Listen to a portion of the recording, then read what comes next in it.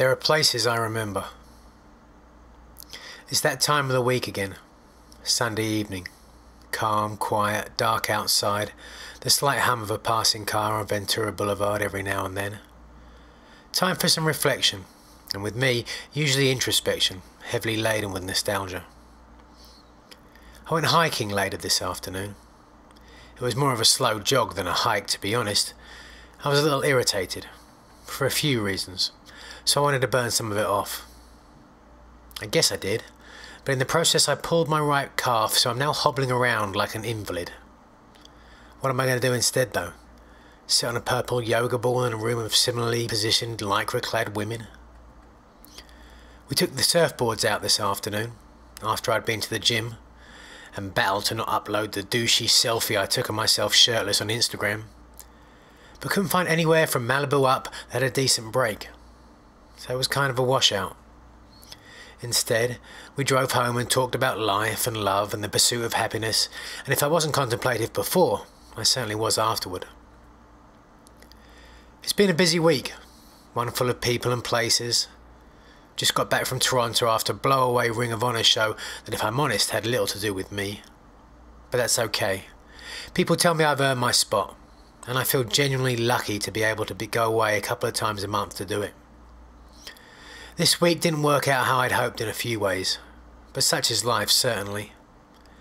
As I've thought today, I kept going back to that Beatles song, In My Life, and I've wondered what it meant exactly, or more precisely, who it was that he loved more than anything else, or perhaps what even, not who.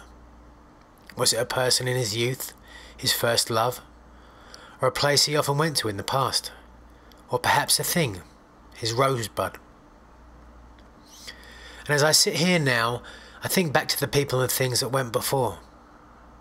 I've had a diverse tapestry of friendships at least, if not necessarily experiences. But I guess as humans we all do seem to look for something that's universal. That ultimate thing or person in our life that somehow defines us. A partner, a child, an idol. We do seek to cut through the noise, through the expanse, and find meaning in something simple, something separate, that can stand on its own, in a way, as our emblem. I think for most of us, irrespective of what happens after the fact, we look for one person with whom we can connect, that somehow circumvents life's sometimes humdrum experience, and more importantly, life's absolute finiteness. And when that doesn't last forever, sometimes it shakes us to the core. But very little truly lasts forever. And as I wrote before, perhaps that is the beauty of experience. Whether it is a laugh shared with friends, a hug between parent and child, or a kiss between someone who makes you feel immediately alive every time you see them. It is that the laughter will stop, the embrace release, and the faces eventually draw apart that makes the memory of them stay with us, often paradoxically, forever. So I will end with the words of Messrs. McCartney and Lennon, but read without accompaniment. There are places I remember, all my life, though some have changed. Some forever, not for better. Some have gone, and some remain. All these places have their moments, with the lovers and friends I still can recall. Some are dead, and some are living. In my life, I've loved them all. But of all these friends and lovers, there is no one compares with you.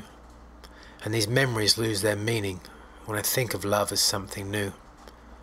Though I know I'll never lose affection for people and things that went before, I know I'll often stop and think about them. In my life, I love you more.